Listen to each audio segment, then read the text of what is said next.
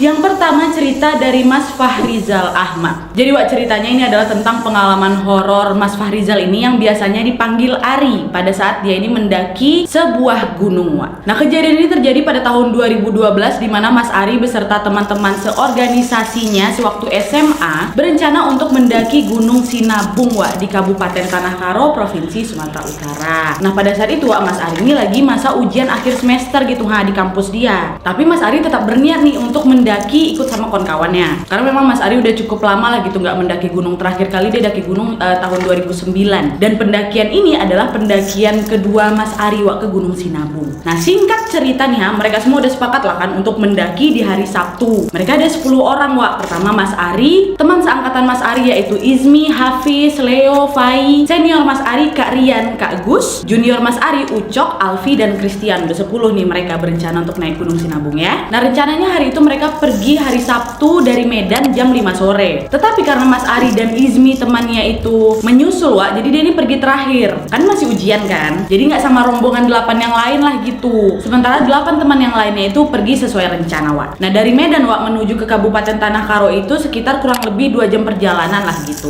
Dan untuk menuju ke jalur pendakian itu masih lagi, Wak, memakan waktu kurang lebih 45 menit lah. Nah, di kaki gunung pendakian itu, Wak, adalah sebuah danau namanya Danau Laukawar. Dan di sini biasanya semua pendaki selalu mendirikan tenda untuk beristirahat. Termasuklah kawan-kawan yang 8 orang Mas Ari ini. Mereka mendirikan satu tenda di sana sembari menunggu kedatangan Ari sama Izmi. Kan mereka menyusul tuh berdua. Dan akhirnya Mas Ari sama si Izmi ini sampailah itu di Laukawar sekitar jam setengah 9 malam. Dan setelah itu mereka baru melanjutkan perjalanan pergi ke puncak mendaki malam, Wak. Jalan pada saat itu sepi kali kata Mas Ari. Dan pada saat itu juga Mas Ari sama Izmi kawannya itu ya udah bawa perlengkapan seadanya aja, Wak. Hanya membawa tas mendaki, jaket sama sepatu gunung. Baju yang mereka pakai aja tuh masih baju ujian, baju putih celana hitam. Betul-betul habis selesai ujian langsung cus mereka kunjungin kawannya di Laukawar itu. Dan kata Mas Ari, pendakian ini juga merupakan prepare yang paling seadanya lah gitu.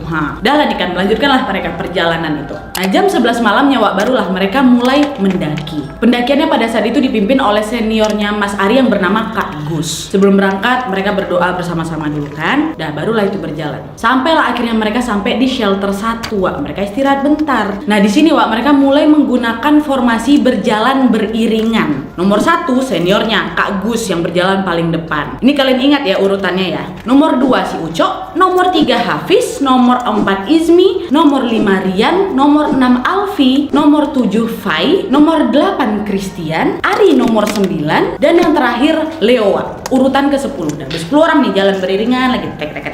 Dan sebelum melanjutkan perjalanan, Wak, Kak Gus nih yang paling pertama tuh bilang, "Wak, nanti